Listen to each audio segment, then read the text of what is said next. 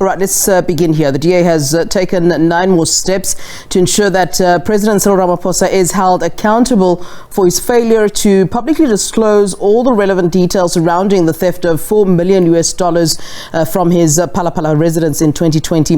The political party is of the view that the revelation has cast serious doubt over the integrity of the presidency and led to real public mistrust in President Ramaphosa himself.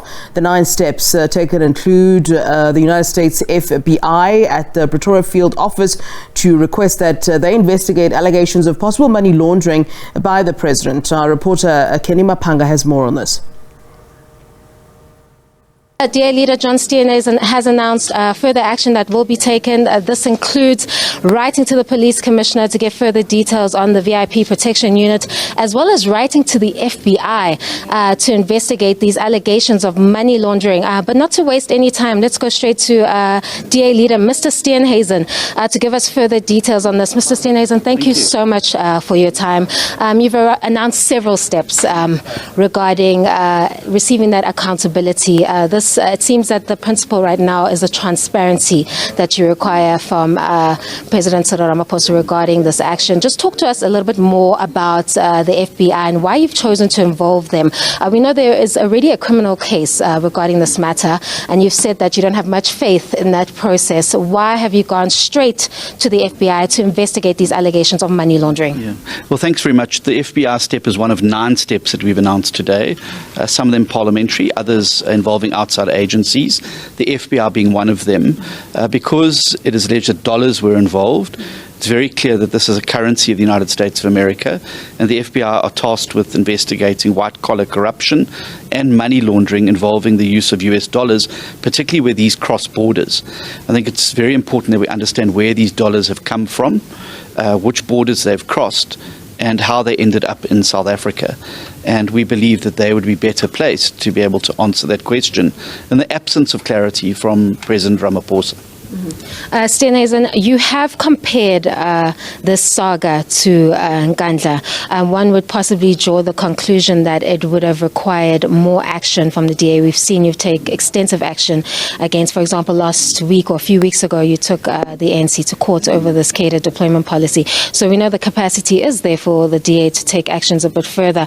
Would it be a fair assessment if one were to conclude that the DA is extending a lot of grace to President Ramaphosa in this regard? No, not at all, because if you recall the beginning of the Nkandla scandal, we used parliamentary action steps to try and hold the president accountable. The infamous answer about the so-called bond that he had on the property, calling for a parliamentary inquiry, giving the president tough parliamentary questions in Parliament. And so we're doing that as well. I think that the president needs to come out and give his side of the story, because this is becoming his Nkandla, and it's going to be a big ugly stain on his presidency if he doesn't come and take the nation into his confidence about where the money came from, why he was in possession of it, why are we having an investigation now when this thing happened 2 years ago.